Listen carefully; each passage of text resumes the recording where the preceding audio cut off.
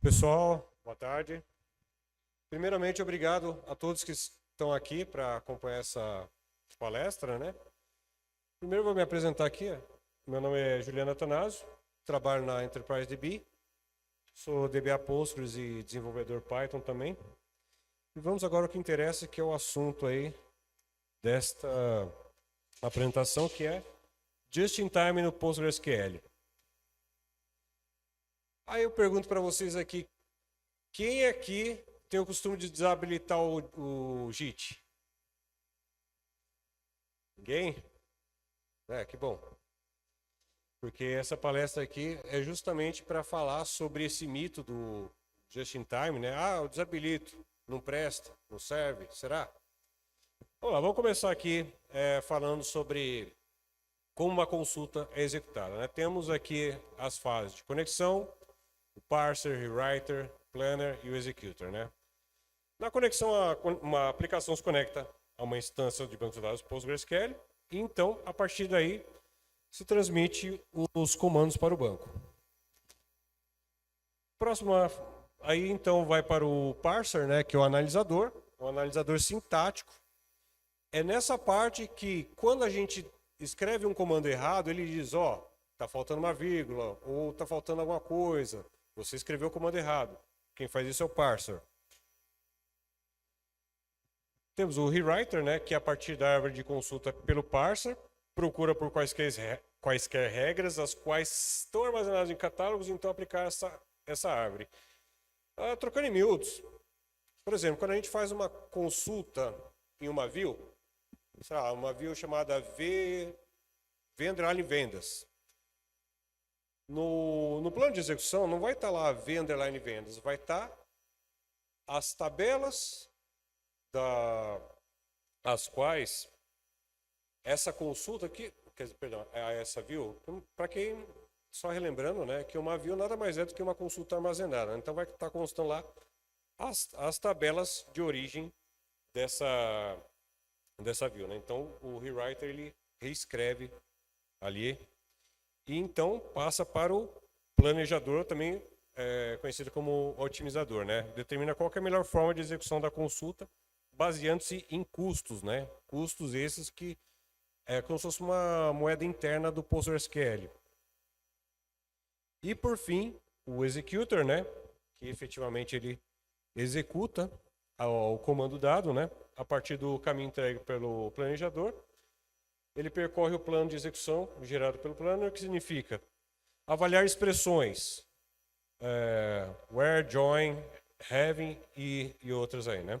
Execução de funções de agregação, processar filtros e projeções, loop sobre linhas vindas de buscas.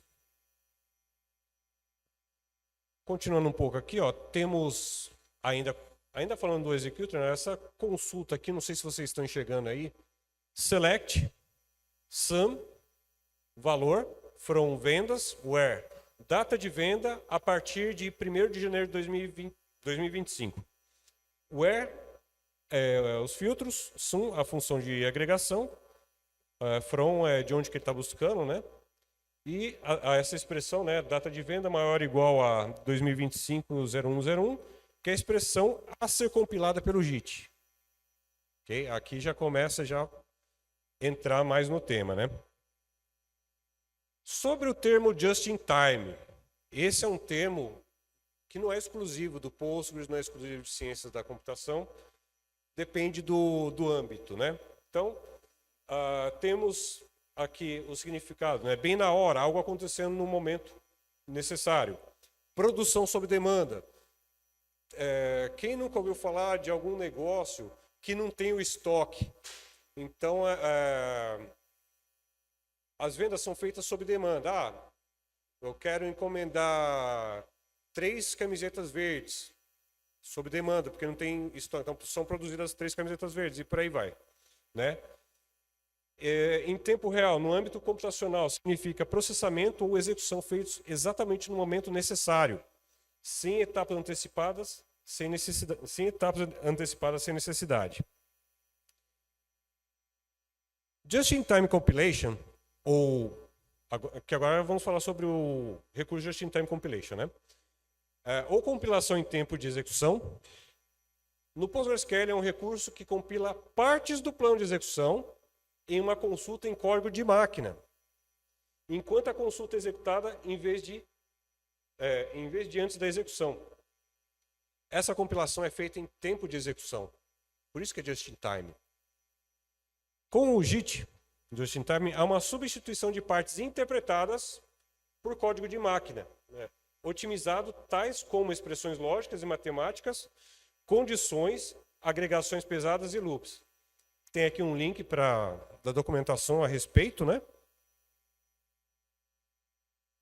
Ainda falando sobre o recurso just-in-time compilation, né?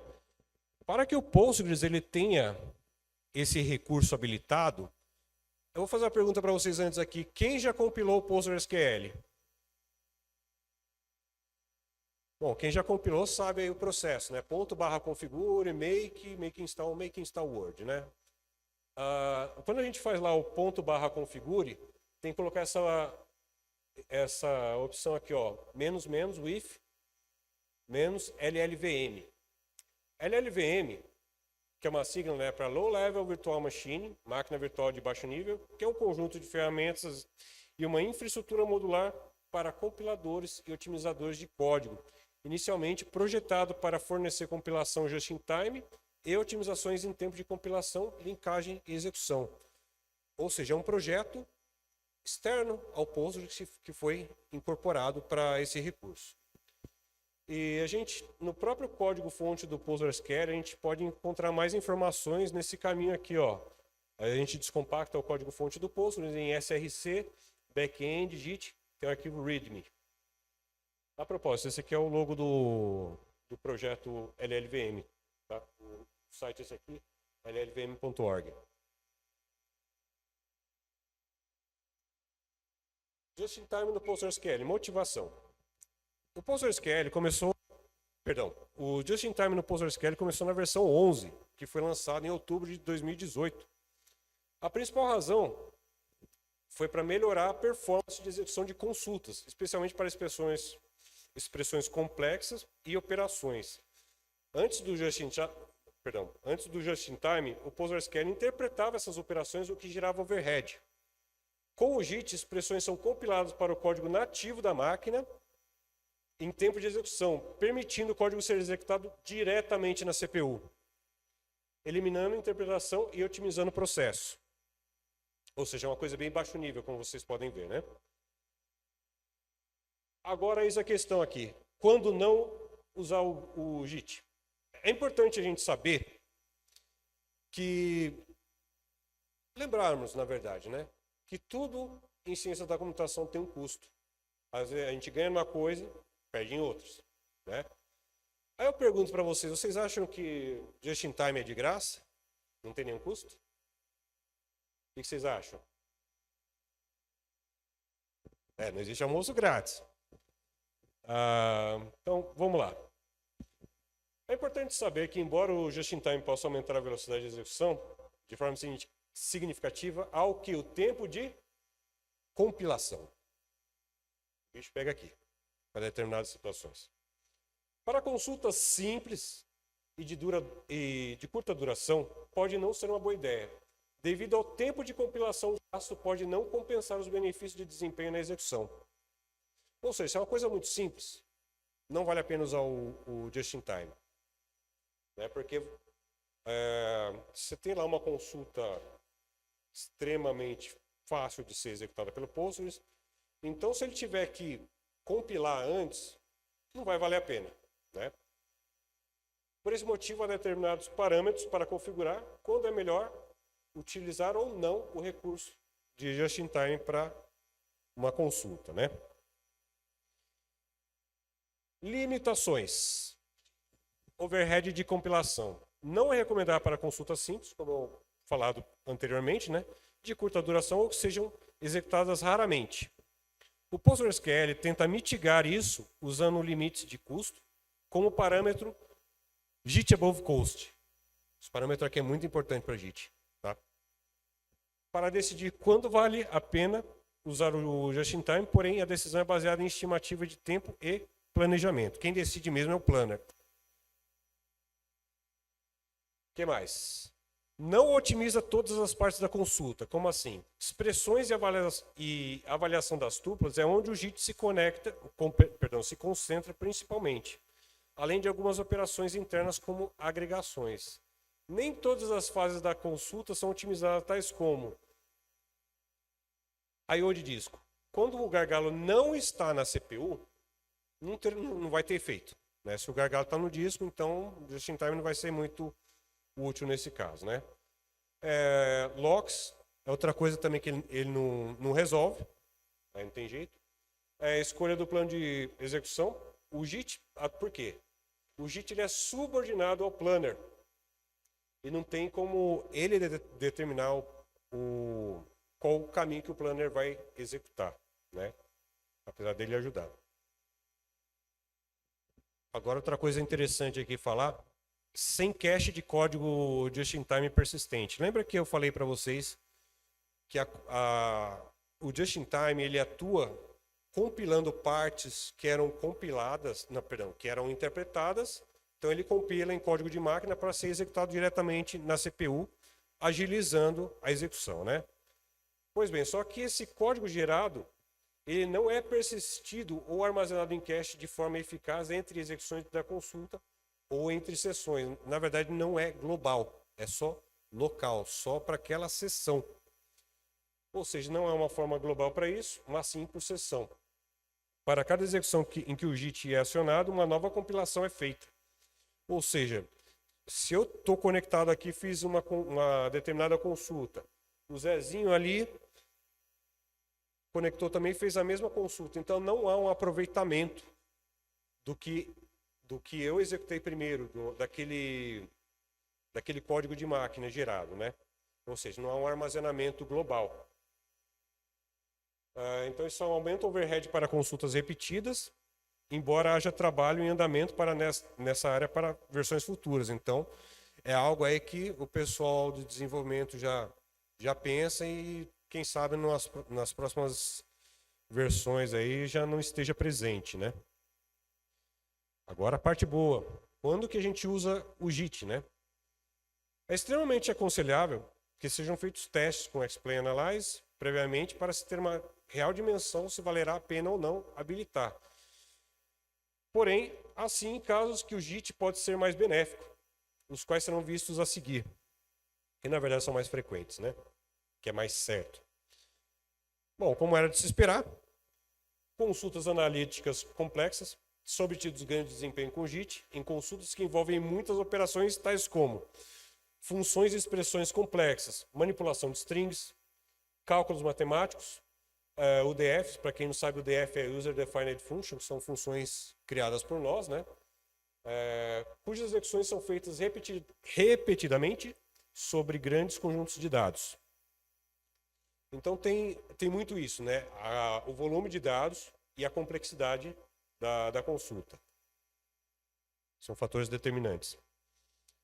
Ainda em consultas analíticas complexas, joins com muitas condições, casos que têm várias condições de filtragem ou junção que pode, junções na verdade, que podem ser otimizadas. Agregações com funções customizadas. Funções de agregação que não são padrão. Quais funções de agregação que são padrão, né? Por exemplo, aqui AVG, SUM, COUNT, e que podem ser compiladas para um código mais eficiente.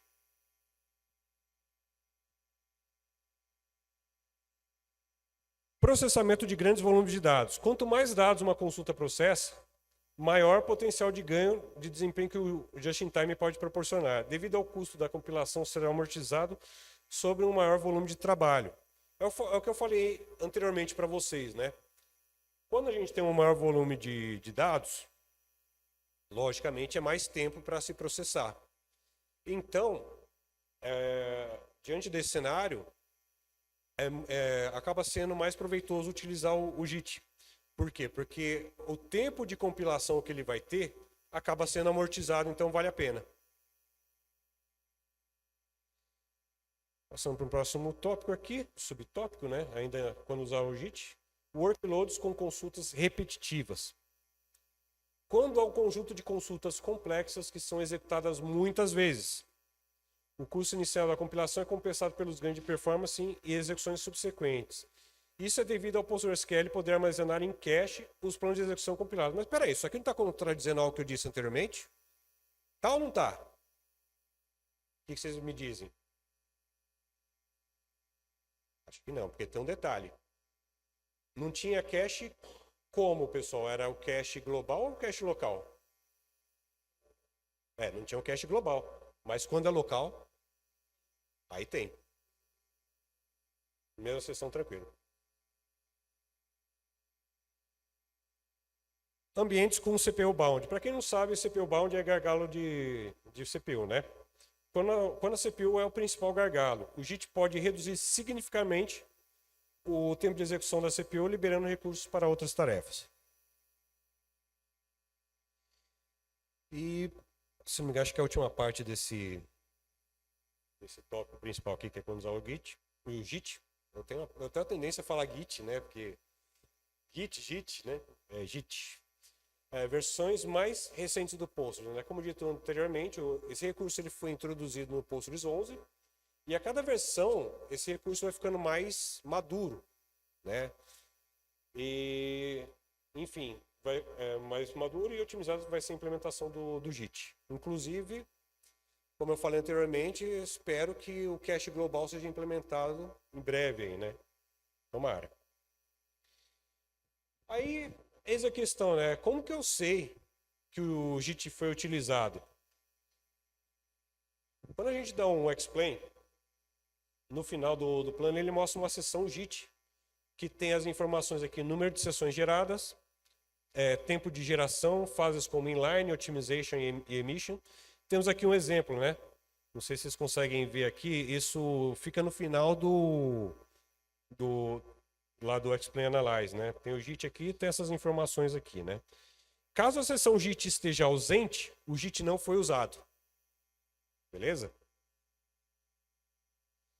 E agora um conceito um pouco mais, digamos assim, obscuro, né? Mas passar para vocês aqui, que é o JIT Tuple Deforming. Que significa quebrar uma tupla armazenada em um bloco de dados em suas colunas individualmente para serem processadas pelo executor. Uma tupla armazenada ela é compactada, com cabeçalhos, alinhamento e pode ter colunas nu. E a parte de deformação, ela lê os bytes dessa tupla, né? Armazena os valores das colunas em variáveis em tempo de execução. Ok, mas para que serve isso? Quando esse recurso ele é habilitado, temos aqui o parâmetro JIT Tuple Deforming. O Postgres ele gera um código de máquina otimizado para deformar tuplas. É uma camada a mais que a gente tem de possibilidade aí para otimizar a performance, né? E assim evita o uso de loops genéricos em C para cada coluna. Esse código gerado, ele conhece de antemão o layout da tupla e acessa as colunas de forma individual sem laços genéricos. Ganhos de performance aparecem em consultas com muitas colunas e alto volume de linhas. Isso é importante dizer também. Particularmente, eu acho um absurdo quando uma tabela tem excesso de colunas, né? Mas aí é uma questão de modelagem ruim. Enfim. Vamos agora falar um pouco sobre os parâmetros do JIT. Temos o parâmetro principal, que é simplesmente JIT, que é um parâmetro binário. Não, booleano, perdão. Que habilita ou não o recurso de JIT, que o pessoal comumente faz lá, deixa ele como falso, né? Fico triste por isso. Mas agora vocês não vão fazer isso, né? Bem, temos também na sequência aqui o JIT Above Cost, que define o custo mínimo de uma consulta para utilizar o JIT. Detalhe, eu vou no final dos slides aqui mostrar um script para vocês que tem a parte prática, tá? Daí vocês vão ver isso com um pouco mais de clareza. Temos também mais um aqui que eu acho interessante, que é o JIT Optimize Above Cost. É o limite de custo acima do qual o PostgreSQL aplica otimizações adicionais do LLVM no código JIT gerado. Só que, claro, né? Se é uma coisa a mais, ele vai ter um tempo maior de compilação. Lembrando, né? Perde uma coisa, ganha outra, né? Com esse valor, caso esse valor seja atingido, além de gerar o código JIT, vai também rodar otimizações do LLVM. Por exemplo, inline de expressões, eliminação de código morto, entre outras. Deixar esse valor muito baixo aumentará o tempo de compilação e não compensa para consultas não complexas o suficiente. Então, cara, em adição ao JIT Above Coast, né? Tem também esse JIT Inline Above Coast, que é o custo mínimo de consulta para que o Postgres permita que o LLVM faça inline de funções, né? Por exemplo, funções PL, PGSQL no código JIT compilado. Para habilitar o Tuple Deforming, esse parâmetro de JIT Tuple Deforming. E conclusão, aqui, conclusão não da palestra, mas conclusão da teoria. Então, o que a gente tem aqui? Ó? Não use o JIT indiscriminadamente, mas também não desabilite. Ajuste parâmetros conforme a carga. Eis aqui outra questão, né? Quem tem o cuidado de, quando, na aplicação, conforme determinadas queries, vai lá e ajusta certos parâmetros, workman e outras coisas para ter maior performance. Quase ninguém faz isso, né? Mas, de qualquer forma, fica a dica aí. Sempre avalie o custo de compilação versus o ganho na execução. Pesar aí o que é mais interessante, né? Teste e utilize o Explain Analyze. Analise os planos e ajuste os custos. Os testes devem ter um volume de dados considerável, o mais próximo possível com o que se tem em produção. Tem gente que diz que testa as coisas, mas testar as coisas com volume muito baixo, sei lá, com 100, centenas, milhares de registros, é uma coisa irrisória, sendo que na produção tem milhões, bilhões de registros. Então, que seja o mais próximo possível da produção, né, para se ter uma real dimensão se os testes vão ser efetivos ou não. E, enfim, então a gente decide ou não utilizar o JIT, né? Então, beleza. Agora vamos a uma parte mais interessante, que é a parte prática aqui. Tem um easter egg para vocês aqui, inclusive. Deixa eu aumentar aqui a fonte.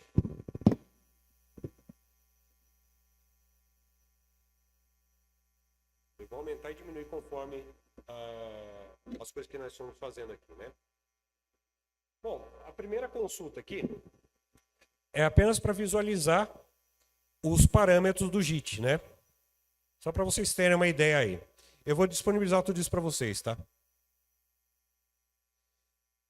E na sequência, vamos criar um laboratório de teste, né? Temos aqui a criação do banco de dados, eu chamei aqui de DBJIT. Depois a criação de uma tabela pequena, né? Uma tabela LTP, eu chamei de TB Small. Já cria com os registros com 10 mil linhas. Logo em seguida, coleta as estatísticas dessa tabela com o comando Analyze. Agora para a tabela grande, que eu chamei aqui de TB-Big, para agilizar a ingestão de dados, eu mexi em alguns parâmetros. Então, ó, não faço isso em produção, tá? Porque eu mexi em parâmetros perigosos aqui. Desabilitei o Synchronous Commit. Desabilitei o F-Sync. Aumentar o Maintenance Workman, beleza. Agora, desabilitar o F-Sync, não façam isso em produção, pelo amor de Deus. Desabilitei também Full Page Writes. E, por fim, habilitei essas configurações com o PG Reload Conf. Criei aqui a minha tabela simular um ambiente OLAP, né? E temos aqui o insert de dados, né? Que foram 100 milhões de linhas. Eu poderia ter feito mais? Poderia, mas só que assim, eu não estava com muito tempo, porque na minha máquina demorou um pouco para fazer isso, né? mesmo sendo não diretamente na minha máquina. Eu usei esse notebook aqui da empresa para me conectar ela via SSH e fiz os testes, né? Aí, assim como foi feita na tabela menor, também coletei as estatísticas, voltei os parâmetros como eram anteriormente, né? E que comecem os jogos.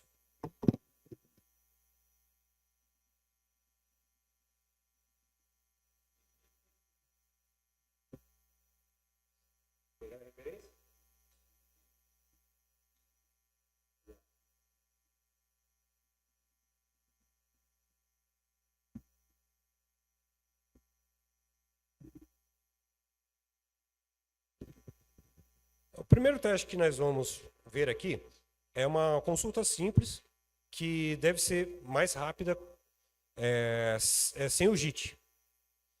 Então, eu desabilitei o JIT aqui, né? Vejam aqui, ó, set JIT off, o que muita gente faz indiscriminadamente. E fiz essa consulta bem simples aqui. Lembrando que essa tabela é uma tabela pequena, né? Volume baixo, complexidade baixa, né? Então, reparem que não tem uma seção JIT aqui no plano de execução, né? Então, vejam aqui, ó, como esperado, no JIT, ou seja, sem just in time. Só para vocês entenderem, esse script que eu vou disponibilizar para vocês tem os comandos e o resultado dos comandos está em forma de comentário, tá? E também tem comentários adicionais que eu coloquei. Só que está tudo em inglês. Espera aí, me perdi aqui. Então esse é o primeiro teste, né? Vamos ver aqui, ó, a execução levou 4,87 milissegundos. Agora a gente vai habilitar o JIT.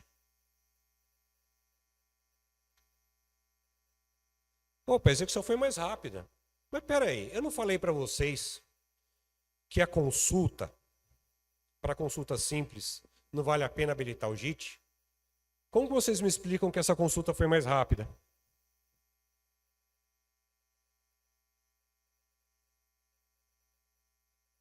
Sim, usou o cache. Mas o JIT está habilitado. Nenhuma. Vocês não têm ideia por que ficou mais rápido, mesmo habilitando o JIT? Aí eu pergunto para vocês: o JIT foi utilizado? Não, né? E por que ele não foi utilizado? Exatamente. Não alcançou o custo mínimo para que o JIT fosse disparado. Então, essa melhora de desempenho que tivemos aqui foi por causa de cache. Não houve atuação do JIT. Então, por ser uma execução subsequente, acabou ficando mais rápido, mas não graças ao JIT. Beleza. Só para ver aqui o custo.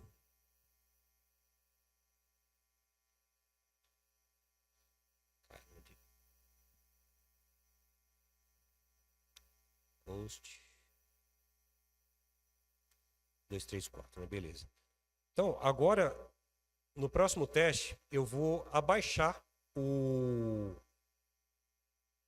valor do parâmetro JIT above cost. Vou abaixar para 100. Vou forçar o JIT a ser utilizado.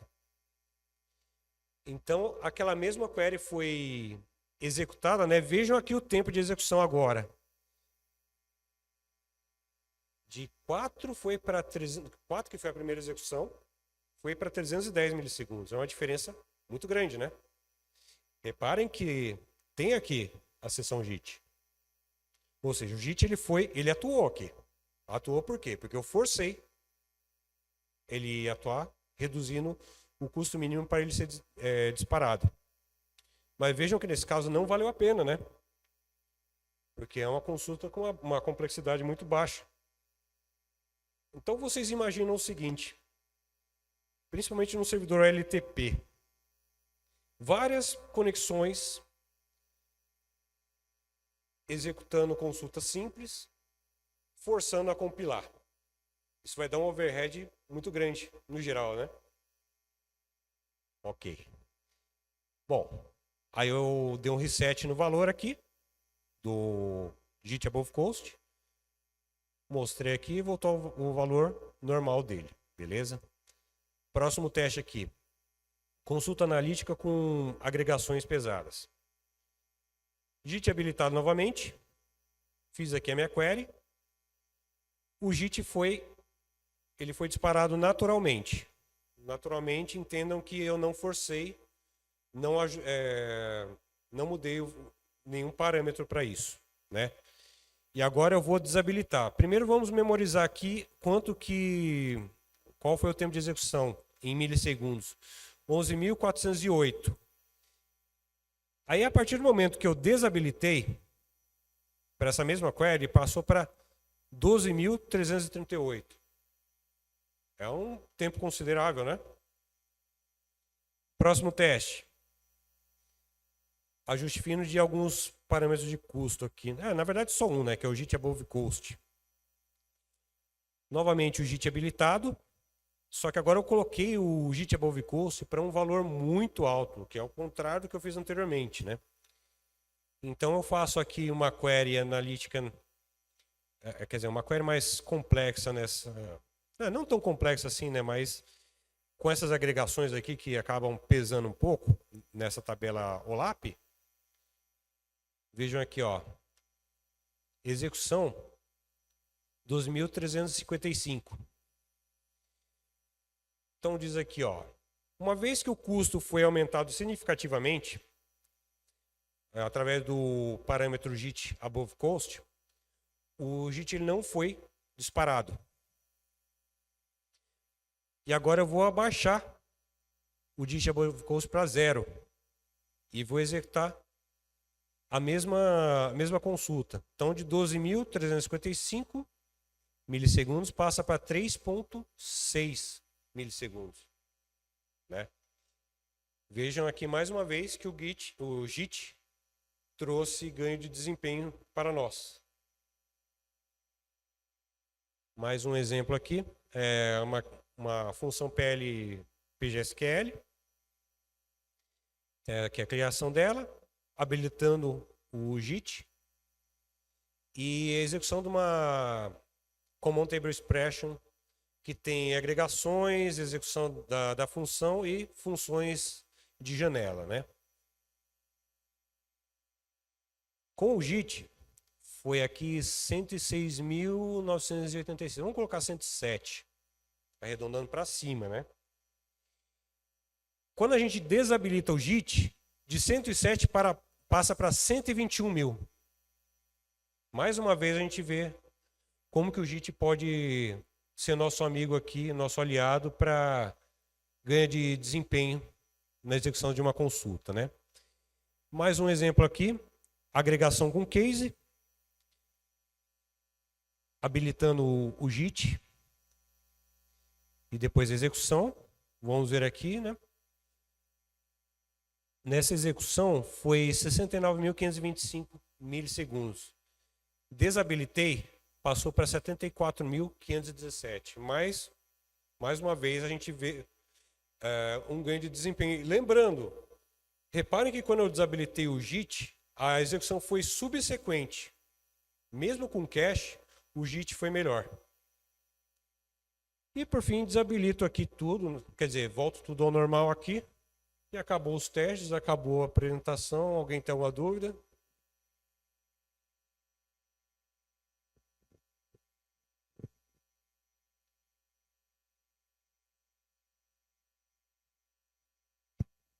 Ficou bem claro então, pessoal? Vocês vão agora desabilitar o JIT indiscriminadamente? Viram que o JIT é amigo de vocês? Então é isso, pessoal. Muito obrigado mesmo. Até uma próxima aí.